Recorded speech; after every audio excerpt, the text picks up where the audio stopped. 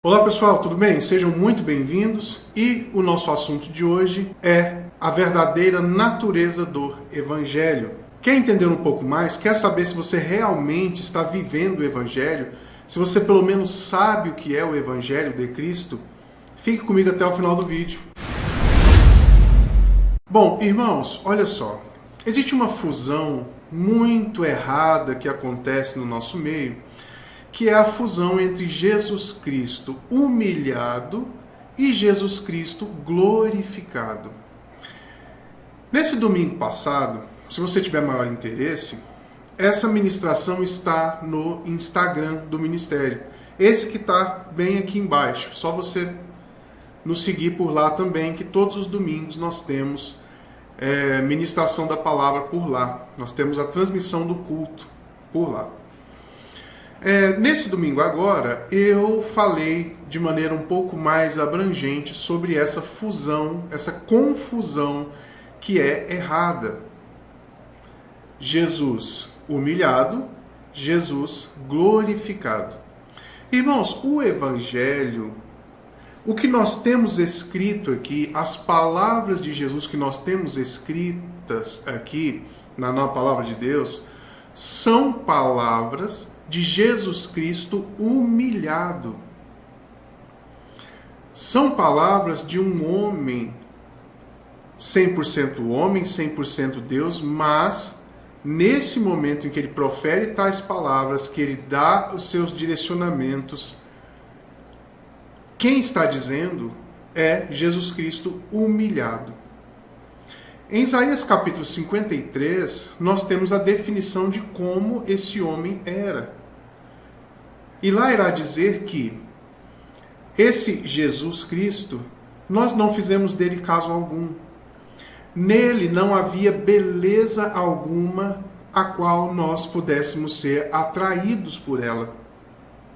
Então, é esse homem quem está dizendo as palavras do Evangelho. Todas as promessas, todos os direcionamentos, todas as admoestações que nós temos, sendo palavra de Cristo no Evangelho, é de Cristo humilhado. Nós não temos, irmãos, palavras do Senhor Jesus enquanto glorificado. Após o Senhor Jesus ser assunto aos céus, estar com o Pai, nós não temos mais nenhuma palavra da parte dele. O que acontece? Se nós fundirmos Jesus Cristo glorificado com Jesus Cristo humilhado, nós necessariamente estaremos fraudando a palavra dele. Nós necessariamente estaremos falsificando o Evangelho de Cristo. Quer entender um pouco melhor? Vá até o Instagram e, terminando aqui, você vai até o Instagram, esse que está aparecendo aqui, e ouça a palavra que está lá, que você entenderá muito melhor. Vou dar uns exemplozinhos. Quando em Mateus capítulo 11, Jesus diz: "Vinde a mim todos vós que estáis cansados e sobrecarregados, e eu vos aliviarei. Aprendei de mim que sou manso e humilde de coração." Se nós entendermos que foi Jesus glorificado que está dizendo isso, nós não entenderemos o que está acontecendo verdadeiramente naquele texto. Naquele momento ali, irmãos, Jesus acaba de fazer vários sinais e de pregar em várias cidades. E essas cidades, as pessoas dessas cidades, ninguém se converteu, ninguém olhou para Jesus, ninguém deu atenção à palavra dele. Recebiam de bom grado os milagres, as provisões, mas simplesmente deixavam de lado quando o Senhor Jesus fazia esse apelo: "Vinde a mim todos vós que estáis cansados, sobrecarregados, e eu os aliviarei." Quando as pessoas olhavam para Cristo, o que eles viam? Viam esse homem que não tinha beleza alguma, que não tinha nada para atrair as pessoas. Viam esse homem que não tinha lugar para reclinar a sua cabeça. Eles viam essa pessoa. Então, para que nós entendamos o Evangelho, o que Jesus está dizendo, nós precisamos entender como Jesus, homem, como Jesus humilhado. Se você tiver dúvidas, deixa aqui embaixo, tá bom? E eu vou buscar mais prontamente te responder. Certo. Para entendermos a natureza do Evangelho, que não é essa natureza triunfalista, essa coisa toda que nós vemos nos dias de hoje, essa coisa sem sofrimento algum, onde não existe cruz, onde não existe nada nesse sentido, precisamos entender a Cristo como homem e este humilhado. Como eu disse na terça-feira passada, hoje nós adentraremos ao Sermão do Monte. E eu gostaria que você analisasse verdadeiramente se você está buscando o Sermão do Monte ou se você está buscando uma coisa que não é aquilo. Um evangelho de hipergraça, um evangelho que não tem nada a ver com Jesus Cristo humilhado. Sermão do Monte, Mateus capítulo 5. Vamos ler aqui lentamente, tendo em vistas este homem humilhado, não Jesus Cristo, Deus Todo-Poderoso. Hoje, Jesus Cristo está na condição de Deus Todo-Poderoso. Mas, quando ele diz essas palavras, ele não está nessa condição. Só que o Evangelho não é do Deus Todo-Poderoso. Precisamos entender o Evangelho a partir de Jesus Cristo, homem humilhado. Mateus capítulo 5, verso 1. Vendo Jesus as multidões, subiu ao monte. E como se assentasse, aproximaram-se os seus discípulos. Ele passou a ensiná-los, dizendo: discípulos de Jesus. Jesus os está ensinando. O mesmíssimo ensino deve servir para nós, que queremos ser discípulos de Cristo. E em outro momento o Senhor Jesus dirá: aquele que quer ser meu discípulo, negue-se a si mesmo. Então aqui nós já começamos a perceber que o evangelho pregado aí não é bem o evangelho que Jesus está dizendo. Aproximaram-se os seus discípulos e ele passou a ensiná-los. Discípulos, você é discípulo de Cristo? Nós somos discípulos de Cristo? Então vejamos. Verso 3. Bem-aventurados os humildes de espírito, porque deles é o reino dos céus. Bem-aventurados os pobres de espírito, bem-aventurados os humildes de espírito, porque deles é o reino dos céus. O Evangelho de Cristo humilhado é um evangelho de absoluta dependência das palavras do Pai. Jesus Cristo está absolutamente vazio enquanto detentor da verdade, da realidade por si mesmo. O Senhor Jesus, em outro lugar, irá dizer: as palavras que eu digo não são minhas. As palavras que eu digo são do Pai. Ou seja, Jesus está inteiramente entregue à vontade de outra pessoa. Isso, irmãos, é ser humilde de espírito. Isso, irmãos, é nós não estribarmos-nos pelos nossos próprios entendimentos. O evangelho que nós vemos hoje aí tem essa natureza de você verdadeiramente abrir mão de si mesmo e obedecer a palavra de Deus. Verdadeiramente a palavra de Deus, não é a voz do pastor que de maneira draconiana vai te sujigar, vai te prender debaixo de um jugo que não tem nada a ver com Cristo.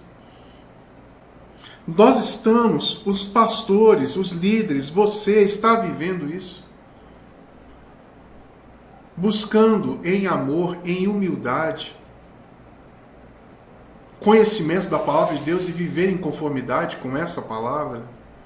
Bem-aventurados ou felizes os pobres de espírito, porque deles é o reino dos céus. Ser reinado por Deus, pertencermos ao reino dos céus e o reino dos céus pertencer a nós. É isso, irmãos. Continuando. Bem-aventurados os que choram, porque serão consolados. Irmãos, bem-aventurados os que choram. O evangelho que os irmãos estão vendo aí, ele está fundamentado em chorar, em um desejo profundo de viver em conformidade com a vontade de Deus? Esse choro vir desse lugar? Ou o que nós estamos vendo é um evangelho triunfalista? Bem-aventurados aqueles que ficam sorrindo, aqueles que vingam, aqueles que vão à forra, aqueles que dominam sobre os outros, eles são os bem-aventurados. Você está vivendo o evangelho de Cristo, buscando viver esse evangelho? Bem-aventurados que choram. Irmãos, não é qualquer choro. É um choro à semelhança de Cristo, homem humilhado. Por que Jesus chorava? O nosso motivo de choro deve ser o mesmo motivo do choro de Cristo. Por que Jesus chorava? Se lembra em algum momento em que Jesus chorou? Vou resumir para você. Jesus chorava por pessoas. Jesus chorava pela salvação das pessoas. Pelo seu amigo Lázaro. Por Jerusalém. Pelas pessoas que moravam em Jerusalém. Jesus chorava por isso. Por que nós estamos chorando? E nós estamos sendo levados a chorar por quê? Então aqui não é qualquer choro. Bem-aventurados os que choram, porque eles serão consolados. Bem-aventurados os mansos, porque eles herdarão a terra. Sabe, irmãos, o que eu tenho visto hoje tem feito com que as pessoas se tornem exatamente o contrário. O evangelho que está sendo pregado é o contrário disso. É um evangelho que coloca as pessoas a gritarem, a dizerem os seus direitos, a declararem que são fortes, que são poderosos, que merecem. Eu mereço, e começa a gritar. Ninguém vai ficar no meu caminho, ninguém fica no meu caminho. E aqui está dizendo que bem-aventurados os mansos, porque herdarão a terra. A mansidão aqui, irmãos, não tem o sentido de ser um fracote, de ser um adoecido. Mas a mansidão aqui tem a ver com a personalidade do próprio Cristo, do próprio Jesus, como ele viveu. Aqui, irmãos, ele está fazendo uma descrição de si mesmo, do modo em que ele viverá. Aqui é o início, não é? Viverá aqui na terra. Mateus capítulo 5 está bem no início ainda. Ele viverá desse modo, você poderá ver, acompanhar Cristo em todos esses... Ele preenchendo, dando.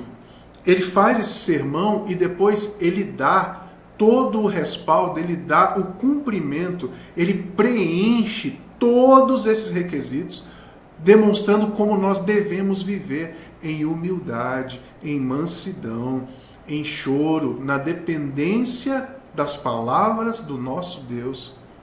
Bem-aventurados mansos, porque eles herdarão a terra. Jesus foi manso. E devemos aprender com a mansidão dele. Dele enquanto Jesus que voltará com seus anjos e colocará fogo na terra e vai destruir tudo. E vai separar ovelhas e bodes e toda essa coisa. É esse tipo de mansidão que nós temos que ter em nós, de Cristo glorificado?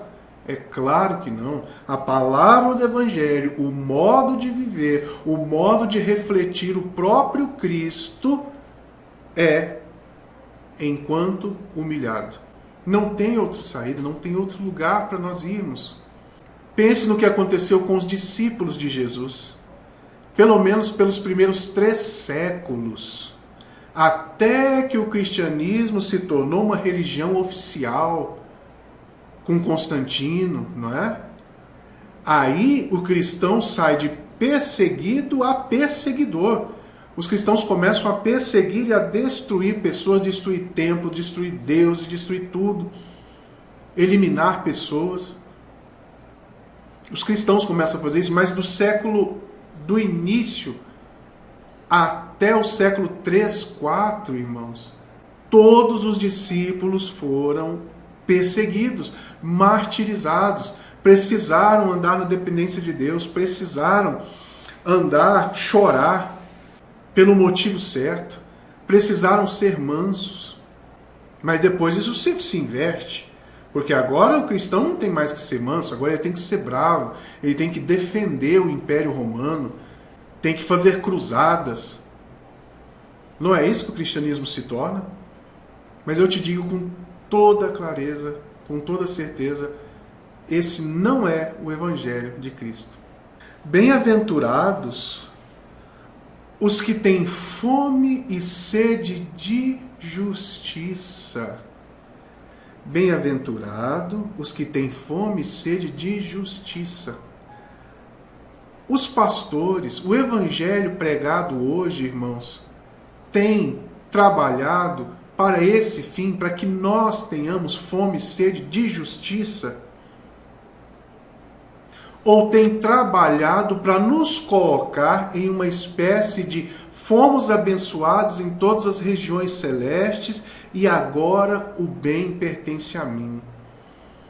Justiça não interessa se é justo ou não, importa que o meu lado seja favorecido. Nós não temos vivido isso, irmãos. Nós não temos visto isso em todos os lugares que nós vemos, que caminhamos, toda a nossa volta. Isso é justiça. Nós temos fome e sede de justiça, nós temos pelo menos interesse em entendermos o que é justo. Ou nosso interesse é meramente para o nosso benefício? Nós temos interesse em conhecermos o que é bom para o coletivo, o que seria bom para a nossa família, para o nosso bairro, o que seria justo. Nós temos tido esse interesse? Sabe, irmãos, eu vejo que não. Eu vejo que não. Eu vejo os pastores grandes se lançando na política e cometendo todo tipo de injustiça. Pastor Acácio, mas é assim, é porque os fins justificam os meios, irmãos. Segundo o Evangelho, não. Segundo o Evangelho de Cristo, não. Os fins não justificam os meios. Bem-aventurados que têm fome e sede de justiça, porque serão fartos. Fome e sede de justiça. Sabe, que o Senhor nos ajude a termos fome e sede de justiça. Irmãos, esse é o Evangelho. As outras coisas que os irmãos têm visto por aí, têm buscado até viver, não é o Evangelho. Deve ser considerado anátema.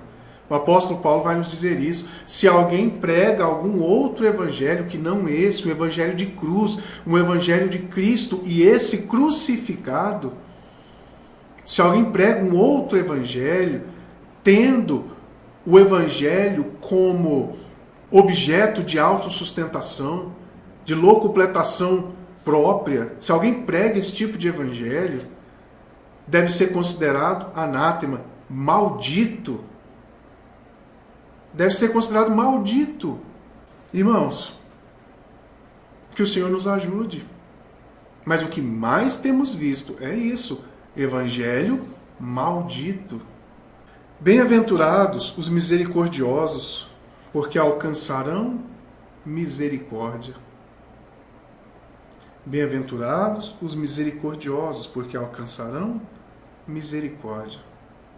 O que eu mais tenho visto de verdade, é uma briga entre os crentes, os ditos cristãos, por quererem ser justiceiros.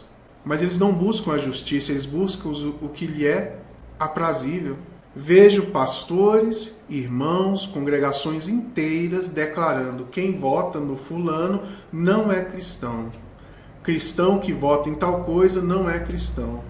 Vejo pais, filhos brigados, irmãos de sangue brigados severamente por não serem misericordiosos, por não entenderem o lado do outro, Seja politicamente, socialmente, familiarmente. Sabe o que mais eu vejo?